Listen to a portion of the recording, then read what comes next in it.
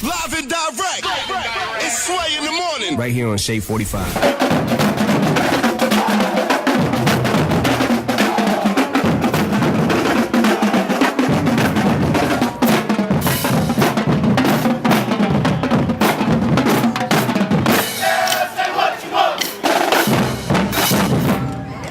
All right now, man, what can I say about this young man right here? I mean, there's never been a person to play basketball with a larger heart. There's never been a person to play basketball that represented everyday people who came from places that never thought or never dreamed that they would reach the heights you reached. And there's never been another basketball player with an iller cross dribble in the history of basketball. Allen Iverson. Hey, what up, buddy? Come on, man. It's good to see you, man. I ain't seen you in years. I got to ask you, I remember when the questions first came out back in 1996, there were other shoes, obviously, that people were inspired by. But when your shoe came out, it definitely became the talk of any sneaker culture. Everybody had to have the questions. So when you fast forward and the Q96s are out, 2013, and people still crave to have this sneaker that was inspired by you, how does that make you feel?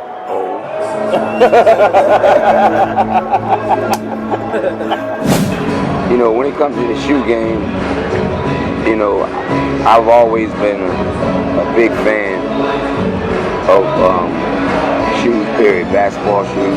Yeah. You know, throughout my life, it's always meant something to me. And to be a part of it now, to have my own shoe, and you know, kids get geeked up to have them, and you know, I've been there. I can't walk away without asking you. I'm sure you've been asked this 1,000 times. You talk about that man, and you mentioned that he inspired you a whole lot. And I always wondered about that one moment when you and Michael paired up, and you crossed him up and broke him down. Did you when that happened, when you passed him up, did you surprise yourself? I know what my move is. Mm-hmm. You know what I mean? I practiced it. Mm-hmm. You know, so many times, and I perfected it. You know what I mean? And you know what's crazy about it is, and how great he is. Yeah. You know, I hit him with my best move, and he still almost blocked it. You know, I always looked up to him. I love him to death. You know what I mean? He gave me the vision. He made me want to play the game. And, you know, once the ball go up, you forget all about all that. Yeah, man. You know what I mean? It's a whole different monster. One of the things that I give Reebok credit for is, you know, when I look at you and I see the tats, you know, on your body, which now is in vogue, everybody tats up. But at a time when you were first doing it, people saw it as being rebellious. I remember all the criticism you used to get about it, and for that reason, a lot of people would have been hands off. But Reebok chose to, you know, believe in you and do this partnership with you. What has that relationship meant to you? I mean, I think the best relationship you can have with a partner. You know what I mean? I mean, they marketed me the way I wanted to be marketed. You know what I mean? Like they let me be me. You know what I mean? And it was nothing fake about it. Even to this day, you know what I mean? It was nothing fake about marketing somebody that's authentic. You know, why not? When was that moment? Well, that specific moment that you decided, I think it's time to retire? I don't know. You don't know? I think just with my 15-year-old and my 18-year-old, I just felt like they needed my presence a lot more all throughout my career. You know, I was in and out of their lives as far as trying to provide for them and making a way for them and giving them a future to be taken care of. You know what I'm saying? And, you know, with all the ripping and running and being on the road and all that, it wasn't fair to them. They never really had a father. You know what I mean? And I felt like, you know, it was time for me to be the father that I want to be. I want to be a 24/7 dad. Yeah. You know what I mean? I don't want to be a part-time father to my kids. So I just felt like it was something, especially with different events, going on in their lives, and you was missing it, huh? Yeah. You know what I'm saying? Like, I wasn't the father that I want to be, and I didn't punish myself or chastise myself for not being there, because I know I had to provide for them and make a better way for them. But when it was the time for me to make a decision to be in their life 24/7 and know that I could support them and take care of them regardless, without playing another basketball game, I was just ready to make that decision, and I'm happy, man. You know what I mean? We tight as ever. Yeah, you and your kids are, right? Yeah. Me and my big kids. And your big kids. Like, my little kids, you know what I mean? Like, I feel like,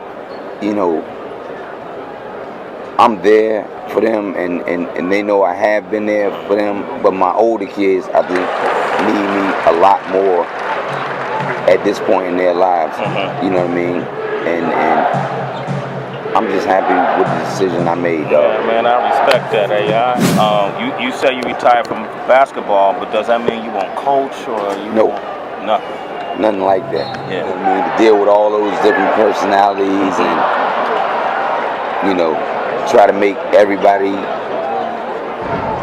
hold on to one common goal.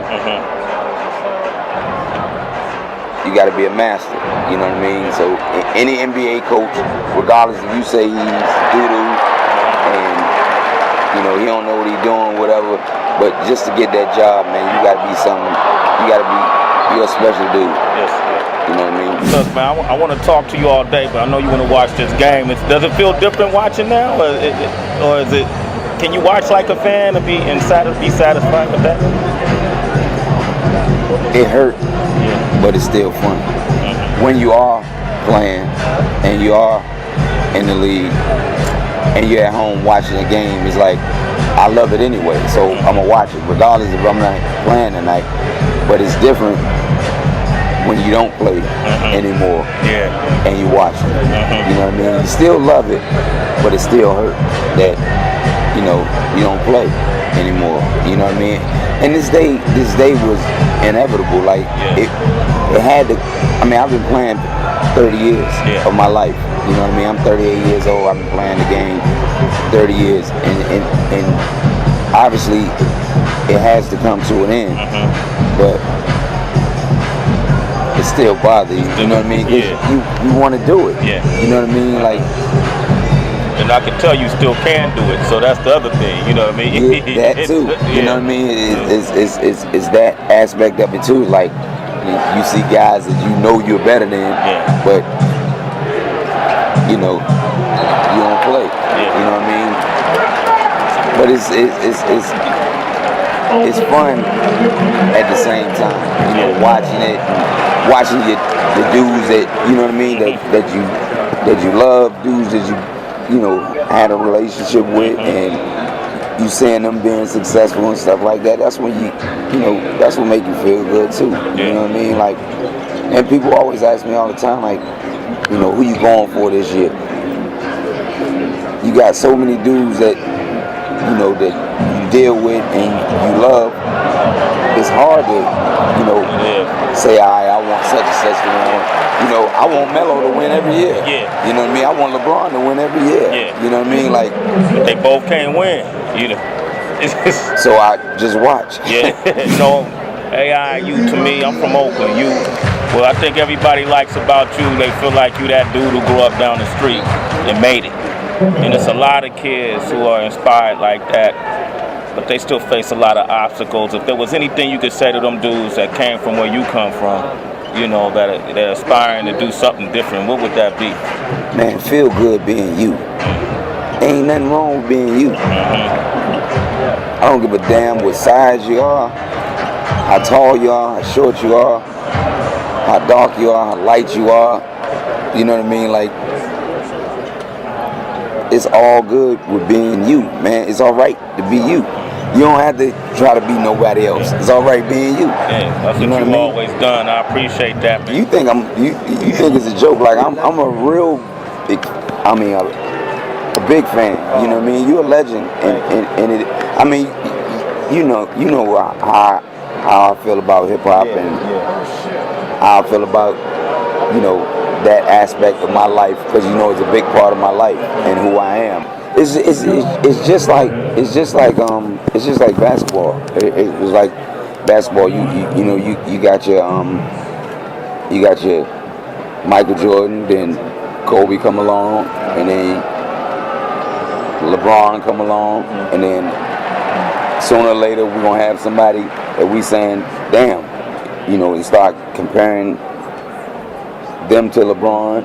You know what I mean? That's how rap is. Yeah. You got all these dudes. You got the greatest rappers, and then all these dudes are coming along. You know what I mean? The talent is just gonna get better and better and better, and everything though. Yeah. Who would be the Kobe today? You think? Who would be the Kobe of rap?